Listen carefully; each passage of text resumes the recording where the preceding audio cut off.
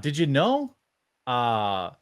Apparently, women are getting recruited now into the Yeah, military. yeah. I guess that they're being put into selective service too. Supposedly, I can't get any straight answers on it. Me Actually, either. I only saw. So I only saw. I was hoping that you had some straight answers, but it sounds like you had the same difficulty I did because I was like, yeah. all I I had think was it's been. this. Yeah, I think it's been proposed, but it's not been passed through. But I mean, men were already on the selective service anyway. So when people say like men are going to be drafted, well, yeah, but we're all registered for the draft anyway. Yeah, they. It's just an automated process. It's no different, really. You used to have to register, I think, at 18, right? Or was it always you just add it right on because they know because of Social Security cards? Yeah. The So I'll put this out, and I thought the House passes defense bill automatically registering men 18 to 26. So now they've expanded the draft 2 additional years. You're now eligible till you're 26. Yeah. Wasn't it they would take 18 and 19-year-olds first, then they would go up, and then it would go down to 17, actually. World War II, right? If Yeah. you had 17-year-olds there for And sure. Korea, I think. Yeah. Mhm. My dad joined the Marines when I think he was still 17, actually. Uh-oh. Did we lose you again? I don't know if I'm live either. I'm Hello? still here. Are you Oh, good? okay. Yeah. Yeah. Yeah, you froze up for a second. You watch some of these like old documentaries, man, and these guys are just babies. Like they don't even have that single like pube mustache thing going. They're just like seven. Awful They're like strong babies, though. yeah, right. Far stronger than any baby I know or have ever met. So now they increase the draft. It's coincidental timing. I don't think they've passed it. This is just proposed. The House passes it. But then this thing, as part of this armed services, says strengthening the joint force and defense workforce authorizes funding to support a 4.5% pay raise for military and a 2% pay raise for DoD civilian employees. And then it says amends the Military Selective Service Act to require the registration of women for selective service. I completely oppose that. I mean, I don't think there are any. Look, there are, believe it or not, there are differences between the genders. Women should not be serving in combat roles. If you're talking about nursing, logistics or something like that, Yeah. Okay, that's perfectly fine. But I mean, how many people do you need to fucking fill those roles? Yeah, I mean, you have a whole bunch of soy beta males to fill those already. Yeah. You know that Yeah, I mean, half the men in the country aren't fit to serve. So. Right.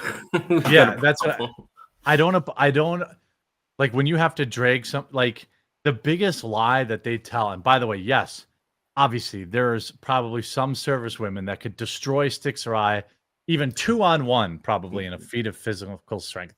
Oh, definitely. But we're talking about the averages. And like, first of all, I think women are a huge distraction on the battlefield. Second of all, they become There's a liability. War rape too. Yeah, right. Rape. That's what I'm saying. Like that is a real thing. Yeah. And there's like plenty of positions that you would need, even in a scenario where you are drafting. I feel like there's plenty of positions that women could fill. That would. I don't think we need a selective service at all. I mean, we've got a population in the hundreds of millions. You should be able to scrape together enough people to fill the armed forces. The reason why people aren't signing up is because it's all been wokeified and put to shit, basically. Pay more money, de-wokify it. The problem will solve itself. That's a big part of it. I mean, there's obviously the Southern good old boys, the fortunate sons that often fill these military ranks, and they are not interested in signing up for DEI.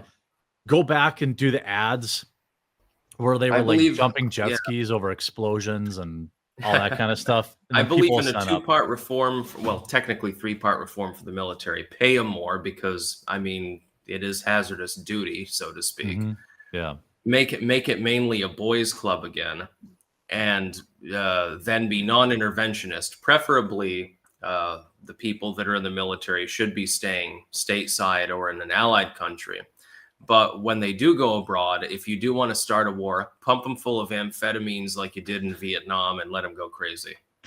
Yeah, I think I wouldn't disagree with any of that, but I do think the one point you made about being, having a default non-interventionalist position, because of the way that we are, I would think it does discourage, I would think, people from signing up to the military, because they're like, man, I'm not going over to fight a war for Israel. Man, I'm not going over to fight a war for Ukraine. People signed up to or for oil or anything else. Or for oil, right? Bush Jr. burned up a lot of goodwill with his WMDs. Those people, a lot of those guys thought they were going over there. Yeah, strategery. Yeah, mission accomplished. He signed up a lot of young men to go, fight and stop WMDs, which never existed.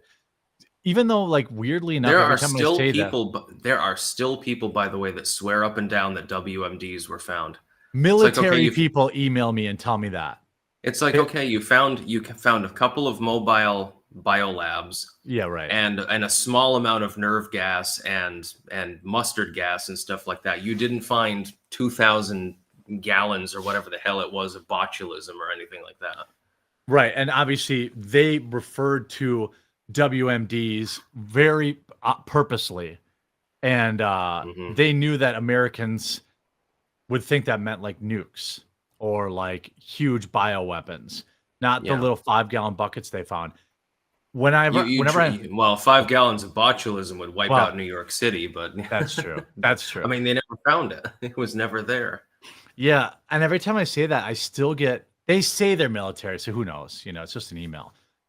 But they're like, no, man, they found stuff. You just don't know about it. I'm like, you think if Bush Jr., that moron, found anything, he wouldn't have paraded that like a ticker tape parade. It would have been on the front page of every paper. He would have carried the bucket of sarin nerve gas himself. Right. Yes. Like literally in the middle of Manhattan. He'd be like, hey, look what we found.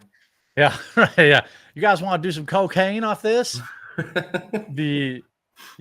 it'll be, extending the draft.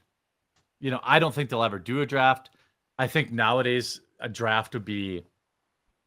Don't underestimate them. Some of these people are literal monsters. True. I take it very seriously when they start talking about stuff like this. I'm like, what are you planning?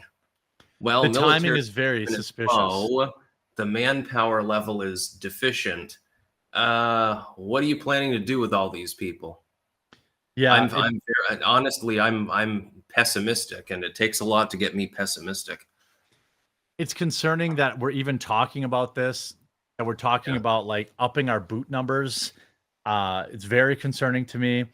But it's also concerning that there just so happens to be a handful of wars going on, whether it's Ukraine or Israel or whatever's going on in the Red Sea. Who's out there in the Red Sea? What are those people called? The Houthis. The Houthis, yeah. So there's that.